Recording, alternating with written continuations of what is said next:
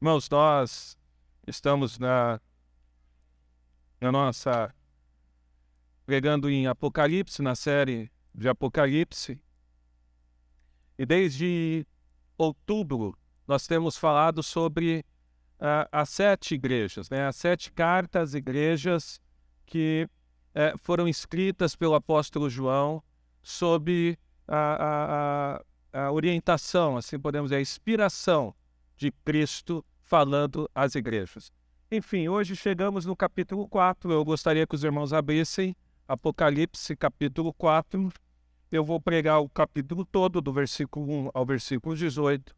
Porém, eu não vou ler ele todo nesse momento, tá? Vou ler os primeiros versos aqui, para que a gente, então, possa, de alguma maneira, compreender e expor aquilo que a Bíblia está falando nesse texto. A versão que eu estou usando é a versão NAA, e o texto de Apocalipse, capítulo 4, a partir do verso 1, diz assim: Ora, o Espírito afirma expressamente que nos últimos tempos alguns apostatarão da fé, por obedecerem a espíritos enganadores e a ensino de demônios. Estou lendo errado o texto. Desculpa. Ninguém fala nada, né? Todo mundo baixando a cabeça. Vocês são muito meus amigos. Eu vejo... Tá vendo, Valéria?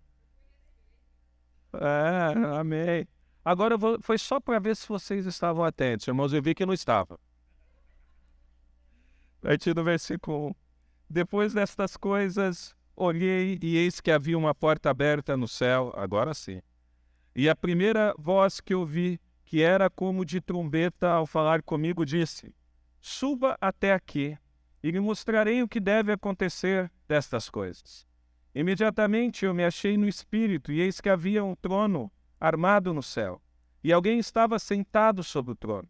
E esse que estava sentado era semelhante no aspecto à pedra de jaspe e ao sardônio, e ao redor do trono havia um arco-íris semelhante no aspecto à esmeralda. Ao redor do trono havia também 24 tronos, e nele estavam sentados 24 anciões, vestidos de branco, e com coroas de ouro na cabeça. Do trono saíam relâmpagos e vozes e trovões, e diante do trono estavam acesas 7 tochas de fogo, que são os 7 Espíritos de Deus, e diante do trono havia algo como um mar de vidro semelhante a cristal. Fecha os seus olhos mais uma vez. Pai, graças eu te dou mais uma vez nessa noite, Senhor. Fala conosco, Pai, mostra-nos a tua verdade, revela a sua palavra aos nossos corações, ó Pai. Fala através das tuas escrituras, em nome de Jesus. Amém. Amém, gente? Fazendo aqui uma breve um resumo aqui do que nós falamos até hoje. Desculpa, irmãos. Vamos lá. Nada se compara a um relacionamento íntimo com Deus. A gente olha para as Sagradas Escrituras, olhamos para o livro de Apocalipse e a gente vê claramente que Cristo, ele é o Senhor da igreja. Isso nos traz conforto. A gente viu isso ao longo das cartas que foram escritas às igrejas, das 7 igrejas da Ásia.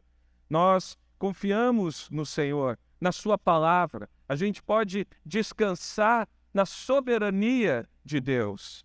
Sabe que muitas vezes a gente não consegue compreender aquilo que Deus fala conosco, mas a gente precisa confiar naquilo que o Senhor está nos ensinando. Eu fiquei pensando num exemplo para dar para vocês e eu não consigo encontrar um exemplo melhor do que o pai que orienta o filho. O pai que corrige o seu filho. Muitas vezes, quando nós orientamos os nossos filhos, quando nós corrigimos e quando nós falamos algo a ele não compreende no primeiro momento por que a gente não quer que ele faça aquilo, ou por que nós estamos impedindo dele fazer algo que ele gostaria de fazer. Mas ele obedece, ele precisa obedecer. Embora ele não saiba por que nós estamos trazendo essa direção, o pai ele sempre faz o que é melhor para o filho. Essa semana meu filho gosta de jogar Roblox e eu falei: Juliana, tira esse jogo do celular. O Rafael é pequeno, eu fico incomodado, né? E ele chorou naquele primeiro momento. Faz parte.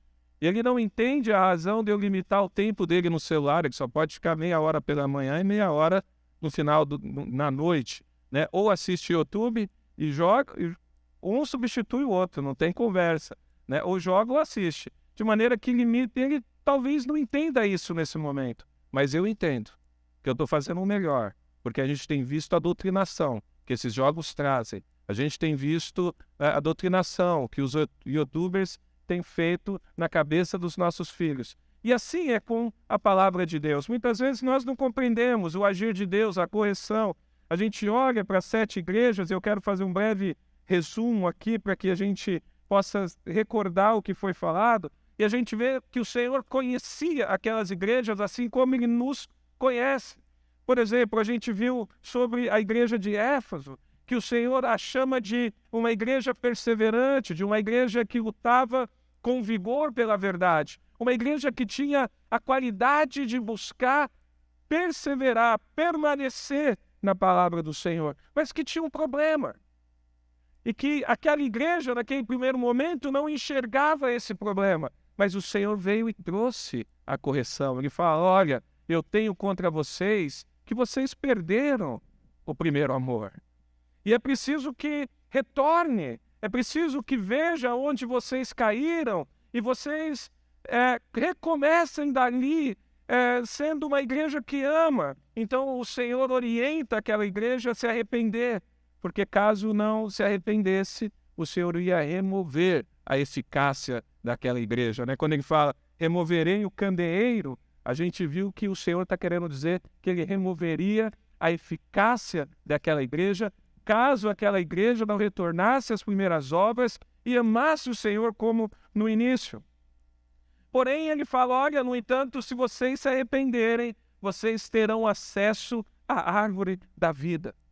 Já a segunda igreja que recebe a carta, a gente vê ali a igreja de Esmirna, que o Senhor viu o que aquela igreja estava passando. Ele diz, olha, vocês suportaram o sofrimento, suportaram a pobreza, né? E aí o Senhor traz uma palavra de conforto, né? Sobre da coroa da vida. Cristo conforta, Cristo também censura, mas ele recompensa a fidelidade daquela igreja. E o Senhor sempre faz isso conosco, o Senhor nos corrige, o Senhor nos orienta, o Senhor nos alerta aos nossos equívocos, o Senhor nos mostra através da palavra o egoísmo, muitas vezes, do nosso coração, nos mostra que os nossos pensamentos não estão tão certos como deveriam estar, ou a nossa conduta não está tão correta como nós deveríamos agir, e o Senhor vai nos corrigindo ao longo das nossas vidas. Isso nos mostra que, assim como Ele fez com aquelas igrejas,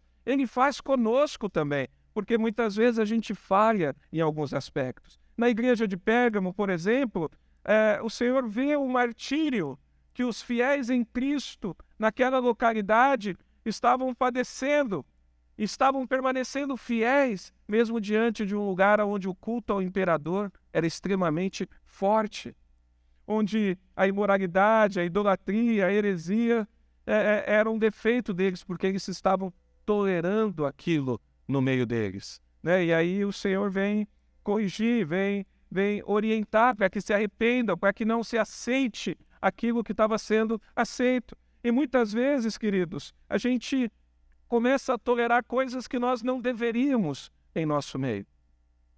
Tolerar alguns limites que antes para nós era essencial e que devagarzinho a gente vai abrindo mão para que esse limite seja ultrapassado, seja na nossa vida, seja na vida de alguém que nós amamos. E a gente vê aqui que essa igreja, a igreja de Pérgamo, ela é censurada por causa disso, porque alguns estavam seguindo a doutrina de Balaão, né, o caminho da cobiça, dos lucros. Outros estavam seguindo a doutrina dos nicolaítas, que, de certa maneira, era uma hierarquia exagerada acerca daquilo que dentro da igreja, alguns sendo muito superiores, e aí o Senhor vem e orienta para que se arrependa, e o julgamento é a espada que sai da boca de Cristo, ou seja, a palavra de Deus. Porém, mediante o arrependimento, aquela igreja receberia do maná escondido. E que privilégio receber do maná do Senhor, né? Já a igreja de Tiatira era uma igreja que tinha amor, uma igreja de serviço, uma igreja de fé, de paciência, e esses eram os pontos fortes dessa igreja. Mas ela também apresenta um equívoco muito grave e sério. Ela aceitava a doutrina de Jezabel, ela aceitava aquele ensinamento, né, de que era importante, o que é importante, na verdade, é o espírito, a carne não importa.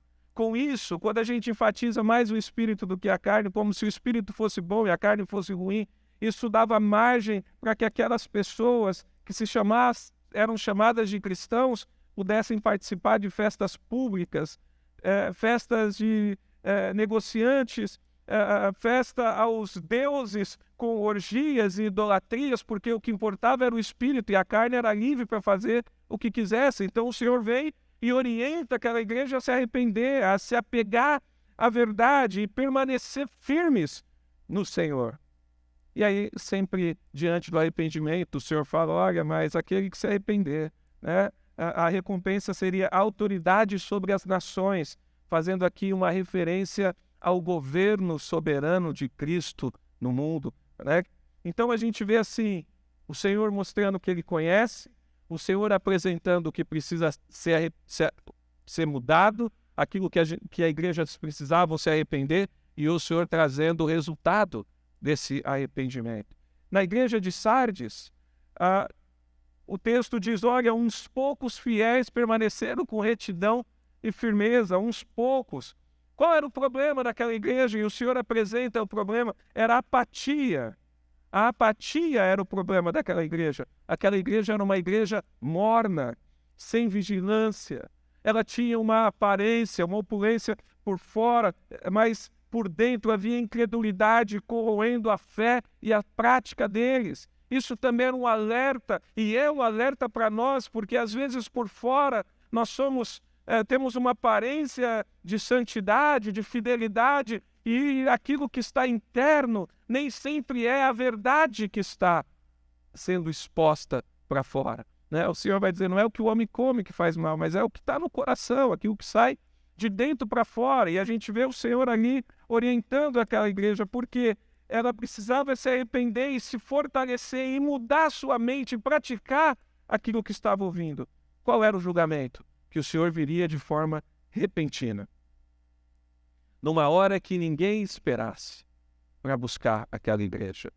E a gente sabe que ninguém tem conhecimento da data que o Senhor vai vir buscar a igreja. Mas talvez você pense nessa noite, é uma data distante. É algo que ainda tem muitos anos. Pois eu te digo que o Senhor pode buscar você nessa noite. Ele pode voltar para você hoje. E não necessariamente para toda a igreja. A gente chama isso de escatologia pessoal. O Senhor pode chamar alguém a se encontrar com Ele. E então o Senhor viria numa hora que as pessoas não estariam esperando. E qual seria a recompensa dessa igreja? Vestiduras brancas, faz alusão da salvação em Cristo. Segurança da salvação, ou seja, o nome escrito no livro da vida. E a gente sabe que a salvação ela não é por méritos, ela é por meio da fé, mediante a graça de Cristo. E o Senhor nos chama em todo o tempo para nos arrependermos. Já a igreja de Filadélfia, o Senhor exalta a fidelidade daquela igreja. Qual a recompensa? Uma porta aberta, uma entrada no reino por intermédio de Cristo, um acesso absoluto aos privilégios do reino, livramento, lugar permanente no templo de Deus, um novo nome. Os cristãos serão recompensados e honrados na Nova Jerusalém. Então o Senhor deixa isso claro sobre a igreja de Filadélfia. E enfim, domingo passado eu abordei a última igreja, Júnior, a igreja de Laodiceia. E a igreja de Laodiceia, ela era conhecida pelo seu patrimônio, pelos seus estabelecimentos bancários, pela escola de medicina, pela indústria têxtil, né? Porém, era uma cidade que sofria com abastecimento de água potável. Era uma igreja que, embora estava plantada num lugar rico, era uma igreja pobre no sentido da sua eficácia diante de Deus, porque ela era uma igreja que era indiferente diante do mundo que se apresentava para ela, né? Então, era uma cidade boa, mas uma igreja indiferente às verdades bíblicas, se assim podemos dizer. E isso faz com que o Senhor diga, olha, você não é quente nem fria, não és quente nem fria, és morna. E aí o Senhor apresenta sobre aquela igreja um nojo, né, uma repulsa. Ele diz, olha, estou a ponto de vomitar-te, porque a eficácia da proclamação do evangelho daquela igreja estava enfraquecida pela sua mornidão, pela sua indiferença. E aí o Senhor vai mostrar que nada substitui o relacionamento que ele tem com ele. Que não há nenhuma evolução, que não há nada, nenhuma tecnologia, nenhuma riqueza que pode substituir. Por isso que ele fala, venha de mim e compra ouro. Se veste com uma nova roupa. Ele está fazendo alusão às riquezas daquela cidade e chamando aquela igreja a ser zelosa e fiel. E ele diz, olha, eis que estou à porta e bato. E aí eu expliquei domingo passado que, embora esse texto é muito usado no evangelismo, dizendo, olha, o Senhor está na porta do teu coração, te chamando, eu disse que essa aplicação é uma aplicação errada, porque o texto está dizendo que Jesus está à porta da igreja. No caso aqui, a igreja de Laodiceia, falando, olha, eis que estou à porta e bato. Se abrir a porta, eu entrarei e cearei contigo. Então, ele está chamando a igreja à comunhão. Com isso, eu terminei as 7 igrejas e o que o Senhor falava ali através das suas cartas. E aí, então, a gente entra no capítulo 4 de Apocalipse, onde parece que a história muda, né? Começa ali uma visão, algo esplendoroso, algo grandioso. A gente chama ali da primeira visão de João, ou seja, a primeira visão que João tem do céu e das coisas que aconteceriam, e talvez de algumas coisas que já aconteceram, dependendo da interpretação que você traz. E aí começa no versículo 1 e 2 dizendo assim, depois destas coisas, olhei e eis que havia uma porta aberta no céu, e a primeira voz que ouvi, que era como de trombeta ao falar comigo, disse, suba até aqui e lhe mostrarei o que deve acontecer depois dessas coisas. Imediatamente me achei no espírito, e eis que havia um trono armado no céu, e alguém estava sentado sobre o trono. O que João teve ali não foi algo que ele esteve no sentido físico presente ao céu. Ele diz que teve uma visão, foi algo em espírito. Ele foi arrebatado, mas não literalmente. Deus trouxe a ele uma visão. E uma visão impactante. Uma visão grandiosa, talvez algo que todos nós quiséssemos ter o privilégio que João teve. E a primeira coisa que João vê quando ele tem essa visão, quando ele é arrebatado no seu espírito, a visão de um trono. E quando ele vê o trono, a gente começa a pensar o que ele quer dizer quando ele diz, olha, eu vi um trono armado.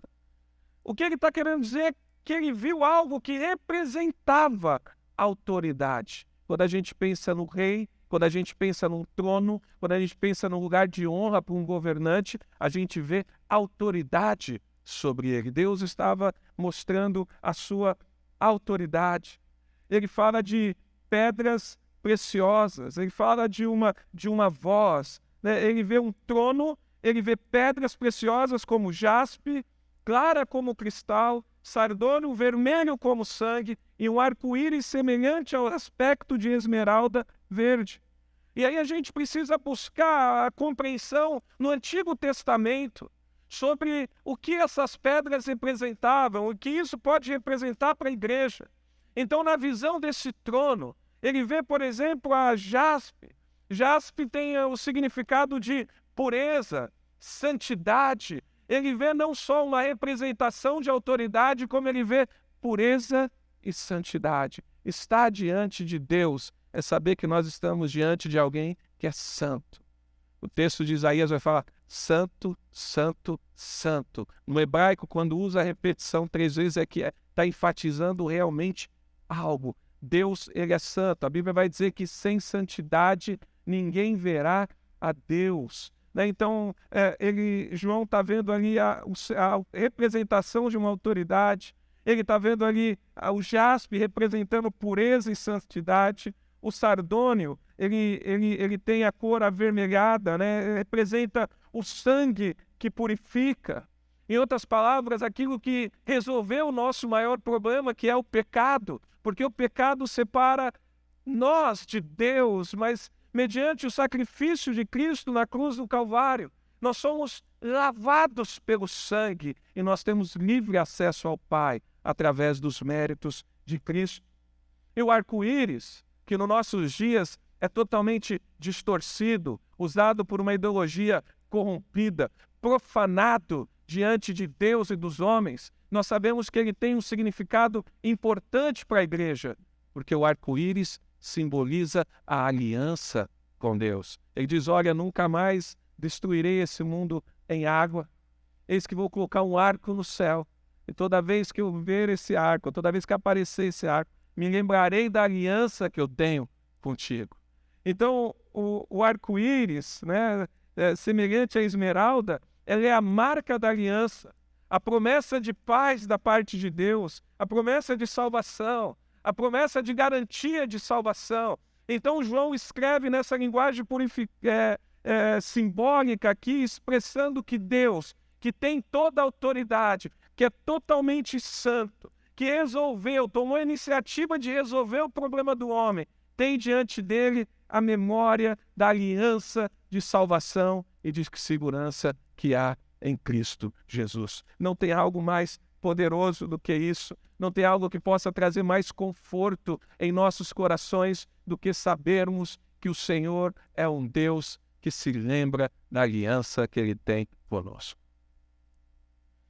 Quase todo dia o Rafael fala assim para mim, pai, eu vou fazer? Sim.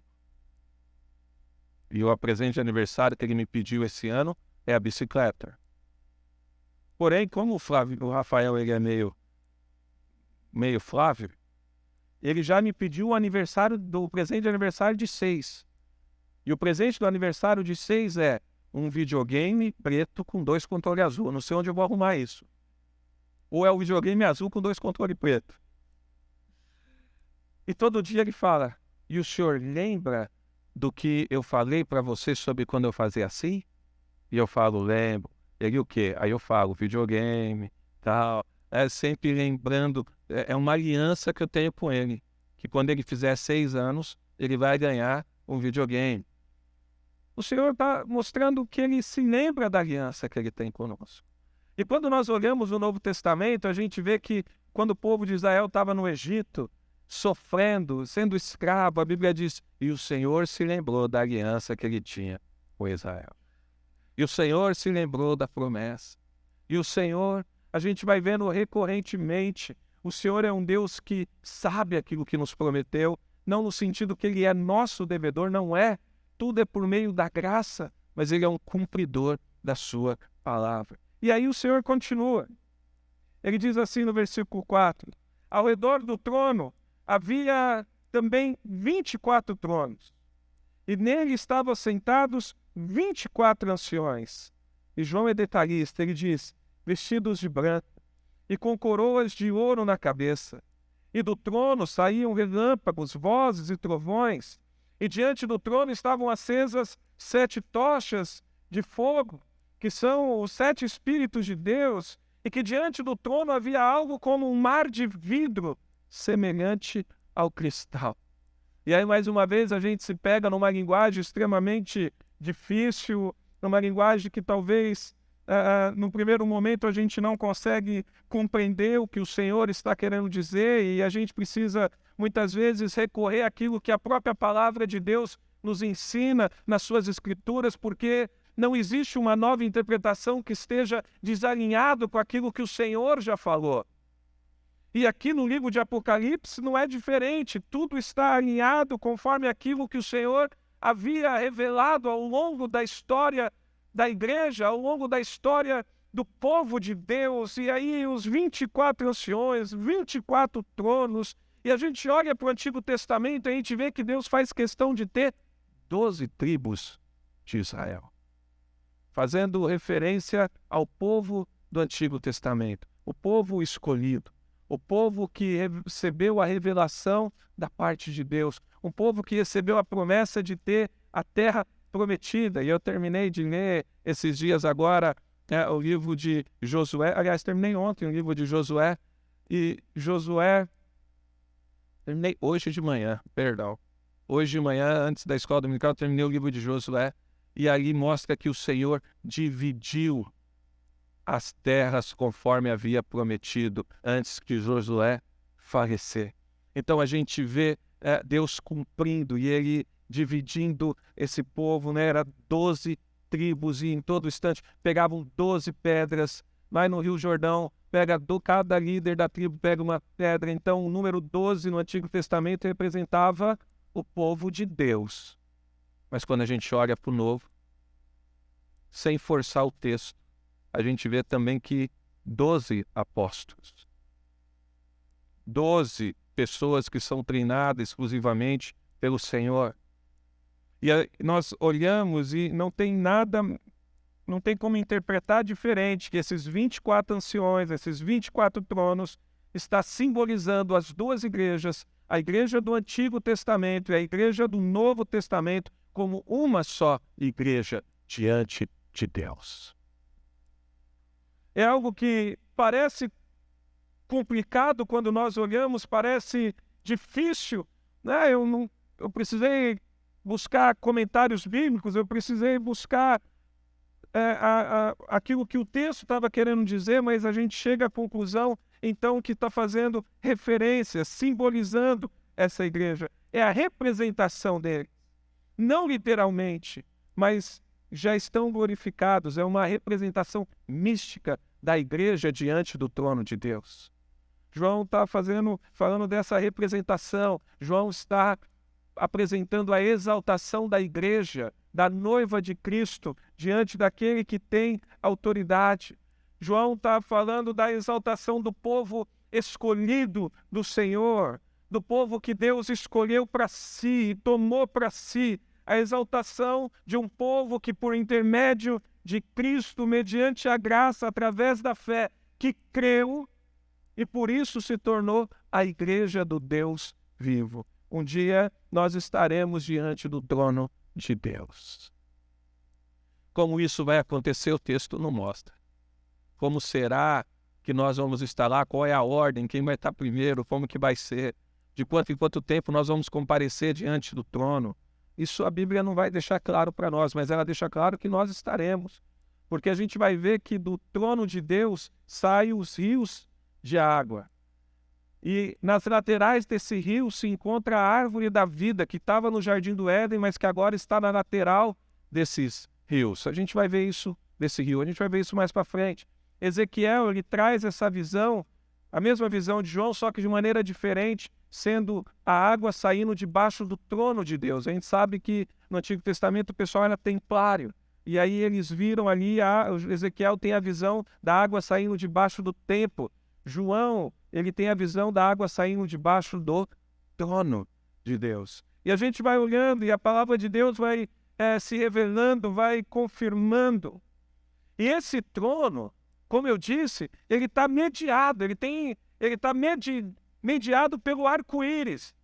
Esse trono, ele tem uma mediação da promessa, do sardônio. Ele está mediado através do sangue de Cristo. 2 Timóteo, capítulo 2, versículo 5, diz que Cristo é o único mediador entre Deus e os homens. Cristo é quem é o intercessor, o sumo sacerdote. É por meio de Cristo que nós nos achegamos diante de Deus. Sem Cristo, nós somos destruídos, nós somos fulminados. Sem Cristo, nós somos afastados da presença de Deus, porque não há santidade em nós suficiente para que possamos comparecer diante de Deus, mas mediante a obra de Cristo, mediante o sangue, essa mediação, essa aliança, esse mérito de Cristo, então nós como igreja poderemos comparecer diante de Deus.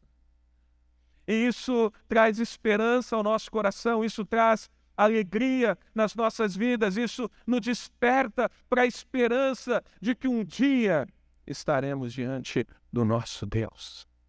Nesse mundo temos aflições, temos luta, mas como é bom quando chega o domingo, porque no domingo nós estamos diante da presença do Senhor, porque no domingo nós podemos cantar louvores, porque no domingo nós podemos abraçar uns aos outros, a gente pode ter comunhão, a gente fala através de salmos, a gente faz a oração pública. Efésios, Paulo vai dizer, não embriagueis do vinho, mas enchei-vos do Espírito Santo. E ele fala, falando entre os irmãos através dos salmos, cantando, orando. Ele dá ali, de certa maneira, a receita da igreja. Atos capítulo 2 vai falar que eles estavam no templo, né, que eram fundamentados da doutrina dos apóstolos. Então a gente vê essa igreja e no domingo a gente tem essa amostragem do que vai ser estar diante de Deus. Hoje, um louvor maravilhoso, nós pudemos cantar aqui. Depois a gente teve o momento do coro, que lindo, e a gente pôde ver a arte, aquilo que é belo, porque o belo revela quem é Deus. A gente viu sendo cantado e como Deus foi glorificado através disso, mas a gente também sabe que nós somos pecadores, a gente não foi livre da presença do pecado. A gente sabe que nós somos capazes, às vezes, de pecar dentro do culto, com o pensamento. Nós ainda não estamos livres de inclinações que são contrárias às coisas, às leis e à palavra do Senhor. Então, com isso, muitas vezes nós transgredimos aquilo que não deveríamos transgredir. Isso faz com que o nosso culto, embora seja um culto centrado em Cristo, não seja ainda na perfeição que deveria ser. Mas naquele dia, através dessa aliança mediada pelo sangue de Cristo, representado aqui pelo arco-íris, nós vamos estar diante de um culto perfeito. Diferentemente dos nossos dias, da qual nós estamos na presença do pecado, naquele dia nós não vamos ter nem mais a inclinação do pecado, nem tampouco nós estaremos diante da presença do pecado, de maneira que o nosso corpo material, ele será transformado num corpo incorruptível. E ali, junto como igreja, nós estaremos diante do Deus que é santo, que detém toda a autoridade, que é soberano sobre todas as coisas. E nesse momento, nós vamos poder prestar um culto perfeito diante de um Deus que é merecedor de toda adoração e de todo louvor. Versículo 5 diz assim: do trono saíam relâmpagos, vozes e trovões, e diante do trono estavam acesas 7 tochas de fogo, que são os 7 Espíritos de Deus. Eu não sei vocês, mas quando eu era pequeno dava um trovão meio forte, dava um medinho. Hoje não dá tanto trovão como naqueles dias, parece. Acontece e a gente não percebe mais, mas existia trovões que parecia que o chão tremia. Por muitos anos eu morei no 25º andar, lá em cima. E parece que a chuva lá era mais forte, só parece, irmãos. Mas era forte. Em casa hoje, muitas vezes quando dá um trovão, mais ou menos assim, o Rafael, onde ele está, a gente já sabe que ele aparece como um risco perto da gente. Ele corre na nossa direção, porque dá medo na criança. Meu avô, que faleceu com 102 anos, todos os dias da vida dele, depois que ele se converteu, quando ele estava em casa, a gente tinha o prazer e o privilégio de ver ele ler a Bíblia. Diferente de nós, Júnior, que troca de Bíblia todo ano quase, ele usa a mesma Bíblia desde lá de trás. Uma Bíblia velhinha, está guardada lá na casa da minha mãe. Ele morreu em março de 2020, com 102 anos. E um dia eu perguntei para o meu avô, falei, vô, você já ouviu a voz de Deus? Ele, já, meu. E como é que é? Igual o trovão. Por quê? Porque ele leu no Antigo Testamento a voz do Senhor como um trovão. E quando a gente lê aqui em Apocalipse sobre a voz, desse trono saíram vozes e trovões, e diante do trono estavam acesas 7 tochas de fogo, eu não consigo pensar num outro lugar que não o Monte Sinai. Quando Deus fala para Israel, olha, consagram-se hoje, porque amanhã Deus vai falar com vocês. Não suba no monte, não deixe que nem os animais toquem o monte, porque aqueles que ali forem vão morrer. E Moisés então sobe ali para Deus falar, e quando Deus começa a falar, o povo de Israel começa a ouvir vozes, o povo de Israel começa a ouvir trovões, e eles ficam com medo, e eles falam, Moisés, fala tu com Deus, e você fala conosco aquilo que Deus nos falou. O que João está falando é que naquele momento Deus é uma representação de Deus, né? Ele está lembrando ali do Monte Sinai, a gente ouve trovões, relâmpagos. O número 7 Espíritos de Deus, sem numerologia, por favor, sem misticismo nessas coisas, mas no livro de Apocalipse, número faz sentido, como os 24 anciões, como o número 12, como o número 4, a gente vai ver daqui a pouco, e aqui o número 7, ele tem um sentido de perfeição, de selado. Então, 7 lâmpadas significa o Espírito Santo. Espíritos de Deus aqui representado na sua inteireza. Mas, de qualquer forma, eu fui buscar um texto que fale de 7 Espíritos de Deus. Eu quero que você abra rapidamente em Isaías, capítulo 11, versículo 2. Eu já li esse texto aqui em algum momento, mas vou ler de novo, porque nem todos estavam presentes. Isaías, capítulo 11, versículo 2.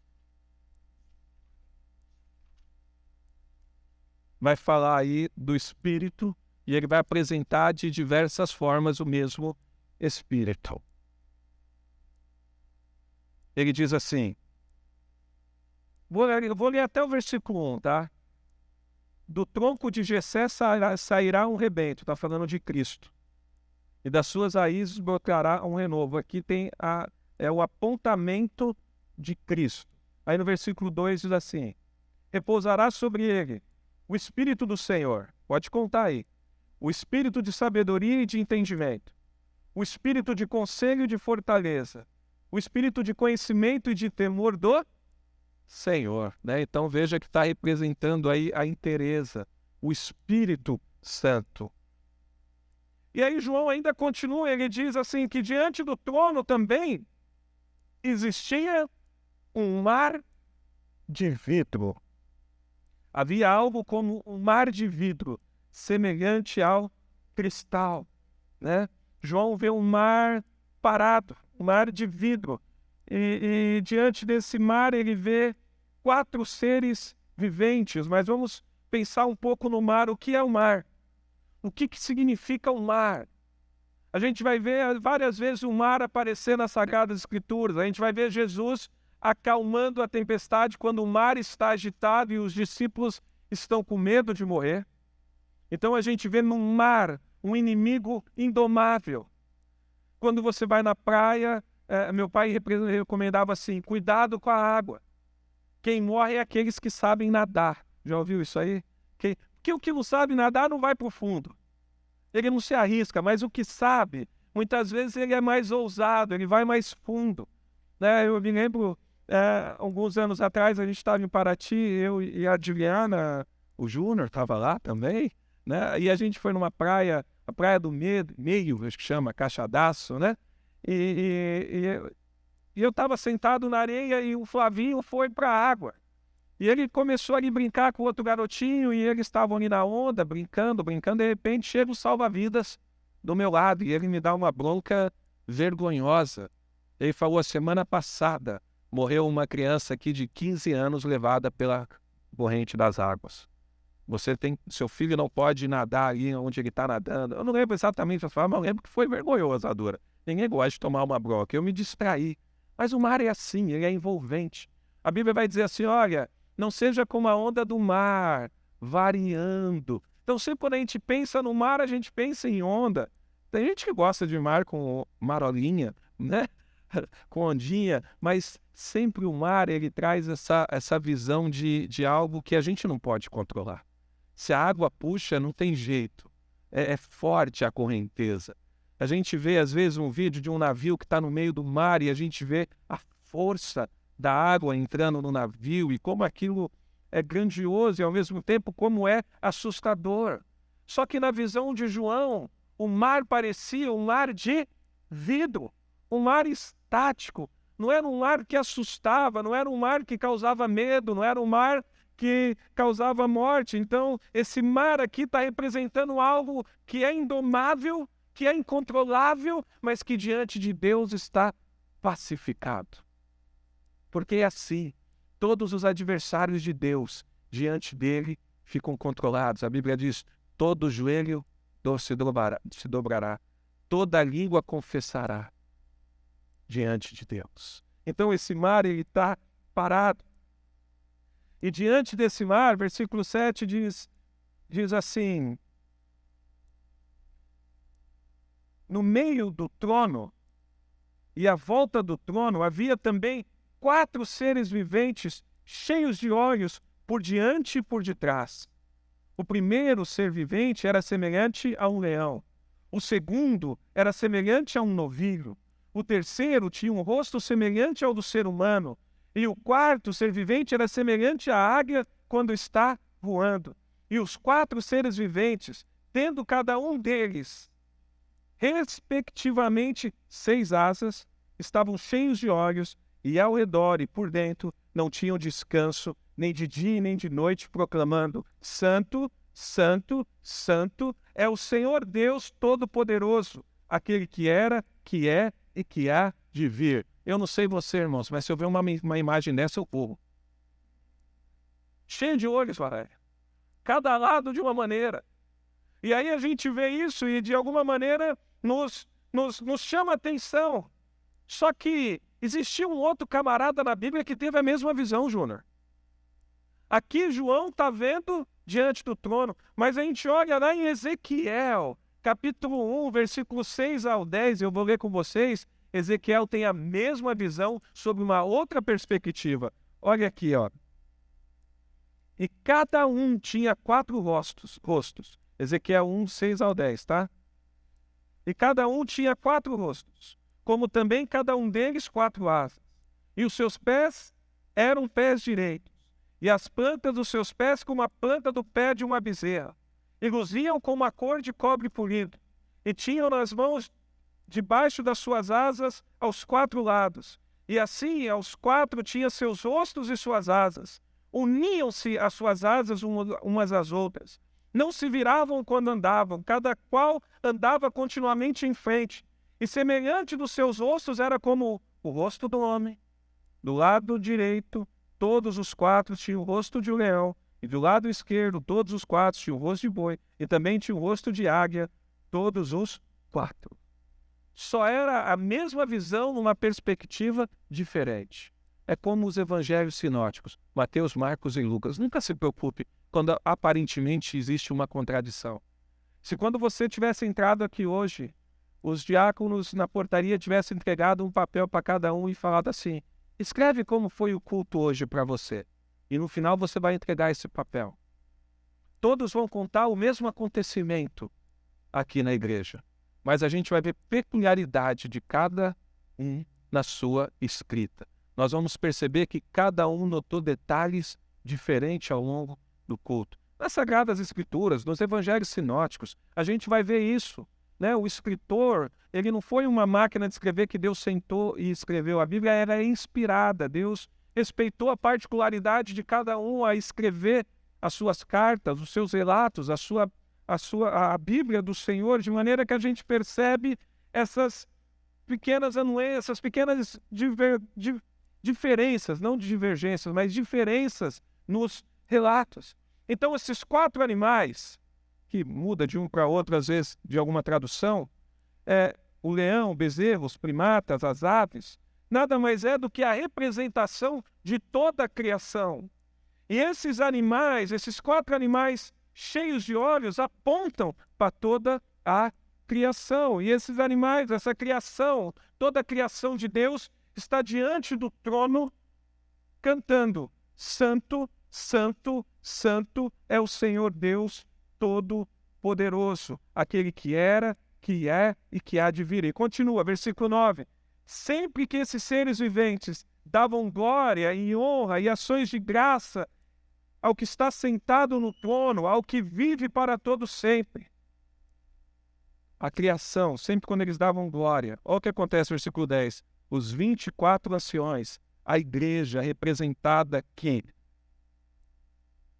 se prostravam diante daquele que está sentado no trono e adoravam o que vive para todo sempre e depositavam as suas coroas diante do trono proclamando: Tu és digno, Senhor e Deus nosso, de receber a glória, a honra e o poder, porque criaste todas as coisas, e por tua vontade elas vieram a existir e foram criadas. Ou seja, Deus criou todas as coisas para que o nome dele fosse glorificado. Deus não criou porque ele tinha ausência de companhia, porque ele se sentia só. A gente sabe que Deus sempre, ele vai usar o termo nós, ele é um Deus trino, Pai, Filho e Espírito Santo em plena comunhão. Mas Deus cria todas as coisas para a glória do nome dele. Por meio dele, para ele, são todas as coisas. Tudo o que ele cria para que ele seja exaltado e glorificado. Qual é o fim último do homem? Glorificar ao nosso Deus. E aqui, nessa visão que João tem dos céus, a gente vê o Senhor sentado no trono. A gente vê a igreja representada pelos 24 anciões, representando o Antigo e o Novo Testamento, prostrados diante de Deus, adorando com todo o seu coração. A gente vê que a mediação dessa adoração é o sacrifício de Cristo na cruz do Calvário. A gente vê o mar de vidro, significando que os inimigos diante de Deus estão sem ação, estão paralisados. A gente vê os animais ali, os 4 seres, representando a criação diante de Deus, dando toda a glória, reconhecendo toda a santidade do Deus Todo-Poderoso. E o que a gente aprende com tudo isso? Nós aprendemos que Cristo vê tudo, que Ele corrige, que Ele conhece, assim como Ele fez nas 7 igrejas da Ásia, assim como Ele revela através de João em sua visão. E a gente viu que Deus, Ele rejeita aquilo que é contrário, mas que Ele recebe diante dEle, mediante o sangue de Cristo, a sua igreja para adorar e glorificar ao nome do Senhor. Por isso, igreja, faço um apelo a todos aqui, que nessa noite você saia daqui vigilante acerca da palavra de Deus, que você disponha o seu coração em adorar aquele que é, que era e que há de vir, que você adore a este que está sentado no trono, que tem todo o poder sobre os céus e a terra. Todo o poder me foi dado nos céus e na terra. A esse que governa todas as coisas, que conhece o fim da história. Hoje, talvez, a gente não consiga compreender o que está acontecendo nesse mundo. Hoje, muito provavelmente, você não é capaz de entender por que o mundo está tão perdido, ou por que as coisas estão indo tão longe como elas estão. Mas nunca perca de vista que aquele que reina, que está sentado no trono, que detém toda a autoridade, que providenciou um meio para que nós estivéssemos diante dele, ele é merecedor de toda adoração, de todo louvor, de toda glória. Ele é quem conhece toda a história. E no fim de tudo, ele irá prevalecer. E a sua igreja vai estar diante dele, prostrada, numa adoração sincera e contínua. Aqui no livro de Apocalipse, a gente não vê, embora exista muitas especulações, mas quando nós olhamos de maneira mais profunda, o que a gente mais vê no livro de Apocalipse é o Evangelho, é o amor de Deus apresentado, é os aspectos da redenção que existe em Cristo. Em Cristo nós somos comprados novamente. Feche os seus olhos nessa noite. Curve a sua cabeça. E descanse no Senhor. Aquilo que media a sua aliança com Deus não está nos seus méritos. Não se encontra nas suas conquistas, nem tampouco na tua sabedoria. O que media a sua aliança com Deus é o sangue de Cristo, representado aqui no capítulo 4 de Apocalipse, pelo arco-íris, pela promessa, pela aliança.